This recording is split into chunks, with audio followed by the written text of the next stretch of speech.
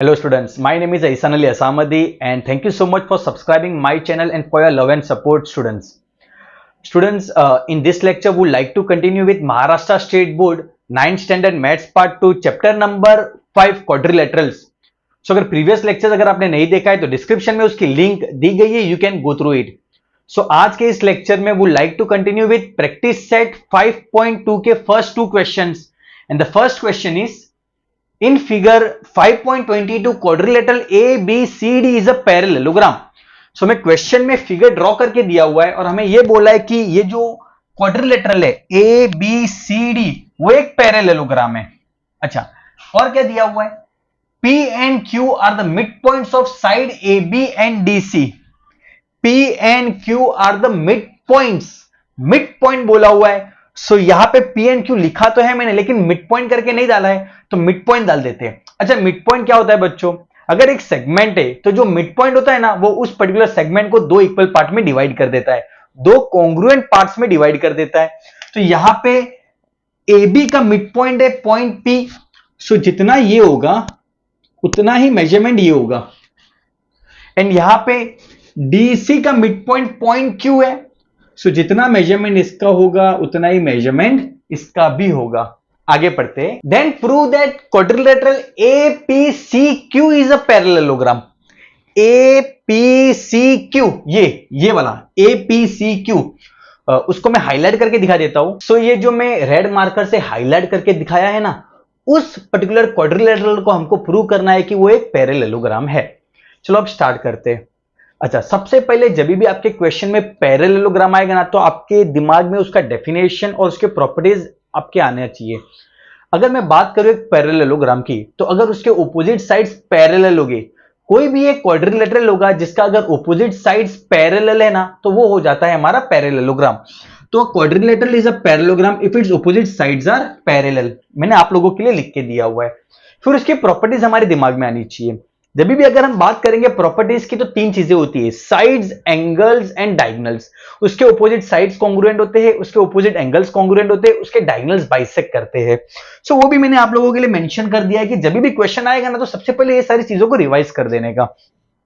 अब हमें यह बताना है कि बताओ कि ये एक पैरेललोग्राम है, तो उस चीज को कहा जाता है टेस्ट फॉर पैरेललोग्राम. अभी उसके अंदर टोटल 4 टेस्ट होते हैं. तो सबसे पहले मैंने एक टेस्ट लिया हुआ है आप लोगों के लिए कि कोई भी एक क्वाड्रिलेटरल कोई भी एक क्वाड्रिलेटरल पैरेललोग्राम कब होगा. मतलब पैरेललोग्राम दिया नहीं है, पैरेललोग्राम लाना है. इसको कहा जाता है टेस्ट फॉर पैरेललोग्राम. तो आप पैरेललोग्राम कैसे प्रूव करोगे? तो यहां पे एक कंडीशन है, एक मैंने यहां पे लिख के दिया है कि a pair of its opposite side is parallel and congruent. अगर एक क्वाड्रिलेटरल का कोई भी एक पैर, टोटल 2 पैर्स होते हैं. मान लो अगर मैं ये बड़े वाले क्वाड्रिलेटरल की बात करूं ABCD की, तो AB एंड CD एक पैर है और AD एंड BC दूसरा पैर है. अभी दोनों पैर में से कोई भी एक पैर कॉन्ग्रुएंट होना चाहिए और वही पैर पैरेलल भी होना चाहिए. अगर आप प्रूव कर देते हो, तो वो पर्टिकुलर जो क्वाड्रिलेटरल है ना, वो हो जाएगा हमारा पैरेललोग्राम. सो यहां पे ये जो पैरेललोग्राम है, मींस ये जो क्वाड्रिलेटरल है, मुझे बताना है कि वो एक पैरेललोग्राम है. तो चलो बताते हैं कि ये एक पैरेललोग्राम है. क्या करूंगा मैं? सबसे बताऊंगा कि वो पैरेलल है और बताऊंगा कि जो पार्ट पैरेलल है ना, वही पार्ट कॉन्ग्रुएंट भी है. तो फिर हो जाएगा. तो चलो स्टार्ट करते हैं. अब यहां पे क्योंकि ये एक पैरेललोग्राम है, कहना इसे ये जो साइड AB है वो साइड CD के साथ पैरेलल है ना, ये दोनों एक दूसरे के साथ पैरेलल है. And therefore, can I say AP is parallel to CQ? वो भी तो पैरेलल है ना, उसी लाइन का हिस्सा है. Points are collinear, points collinear हो गए तो उसी लाइन का हिस्सा है वो. एंड देयरफॉर ये इसके साथ पैरेलल है.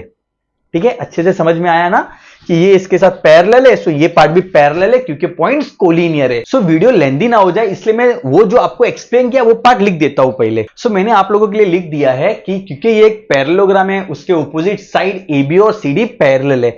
आप बोलोगे सर क्या AD और BC पैरेलल नहीं है? हाँ, वो भी पैरेलल है, बट हमें वो रिक्वायर्ड नहीं है, इसलिए मैंने नहीं लिखा है. And therefore I can say AP parallel to CQ. क्यों? क्योंकि वो पॉइंट्स कोलिनियर है, तो मैंने कोलिनियर का रीजन दे दिया। ये हमने chapter number 1 basic concept in geometry में सीखा था कि अगर पॉइंट्स कोलिनियर हो गए तो कैसे रीजन देते हैं। आई होप ये पार्ट क्लियर है। चलो अब हम आगे बढ़ते हैं कि क्या ये दो पैरेलल तो है, क्या वो कॉन्ग्रुएंट है? चलो हाँ वो कॉन्ग्रुएंट है। देखो मैं दिखाता हूं। अगर ए बी सी डी के साथ कॉन्ग्रुएंट है ना, A B opposite sides of a parallelogram कभी भी कॉन्ग्रुएंट होते हैं। यहाँ पे क्या है, ऑपोजिट साइड्स आर कॉन्ग्रुएंट, तो ये दोनों कॉन्ग्रुएंट है। अभी अगर ये दोनों कॉन्ग्रुएंट हो तो कहना इसे एपीसीक्यू कॉन्ग्रुएंट है। हाँ यस वी कैन से। क्यों? क्योंकि जो पॉइंट पी है ना वो मिड पॉइंट है। मिड पॉइंट का काम क्या होता है? दो पार्ट को इक्वली डिवाइड कर देना। सो अगर this is congruent to this तो ये दोनों इक्वल हो जाएगा। मैं आपको वैल्यूज लेके समझाता हूं। मान लो ए बी का वैल्यू 10 सेंटीमीटर है। ए बी मेरा 10 सेंटीमीटर है, यहां से लेके यहां तक का वैल्यू, और सी डी भी मेरा 10 सेंटीमीटर है। अंडरस्टूड? वो 10 सेंटीमीटर क्यों है? क्योंकि ऑपोजिट साइड्स कभी भी कॉन्ग्रुएंट होते हैं। अब क्योंकि पॉइंट पी मिड पॉइंट है, मिड पॉइंट मतलब इक्वल डिवाइड कर देना किसी पर्टिकुलर सेगमेंट को, तो क्योंकि ये मिड पॉइंट है तो आधा कर देगा, डिवाइड कर देगा बाय 2 से, तो इसको हम 2 से डिवाइड कर देते हैं तो कितना आएगा ये 5 सेंटीमीटर। मतलब ये जो लेंथ है एपी वो है मेरा 5 centimetre.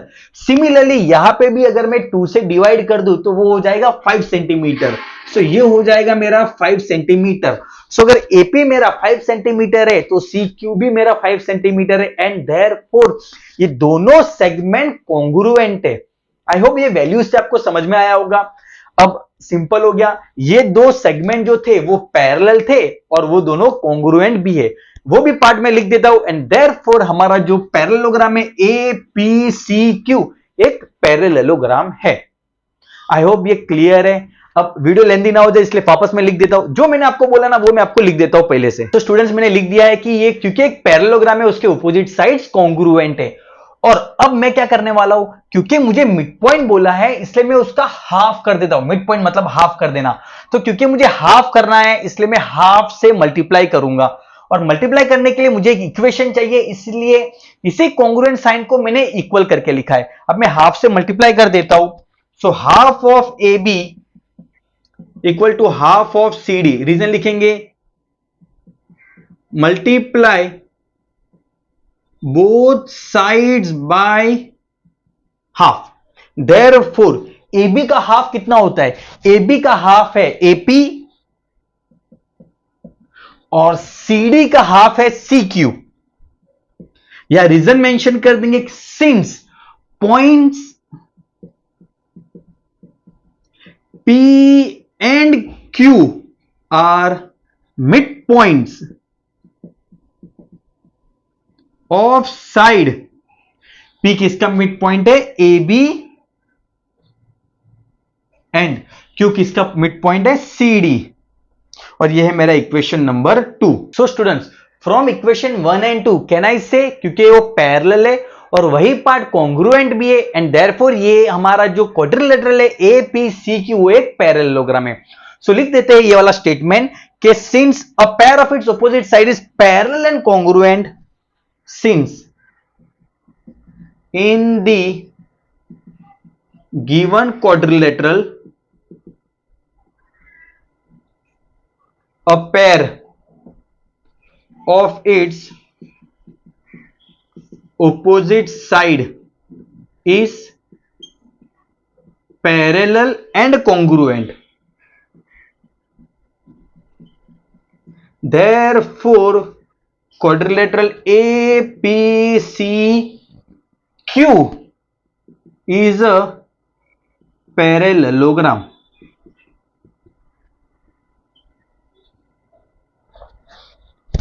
So I hope it's clear. बहुत ही सिंपल था। क्वेश्चन पढ़ोगे और फिगर को देखोगे ना तो बहुत डिफिकल्ट लगता है, बट डरना नहीं है। जैसे जैसे आप स्टार्ट करोगे स्लोली स्लोली उसका सोल्यूशन आता जाएगा। So students continue करते हुए next question, and the question is of practice set 5.2 second question, using opposite angles test for a parallelogram, prove that every rectangle is a parallelogram. So हमें यह बताना है कि हर एक रेक्टेंगल एक पैरेललोग्राम है। अच्छा सो यहां पे हमें यह बताना है कि रेक्टेंगल एक पैरेललोग्राम है, सो हमें पैरेललोग्राम लाना है। सो हम करेंगे टेस्ट फॉर अ पैरेललोग्राम।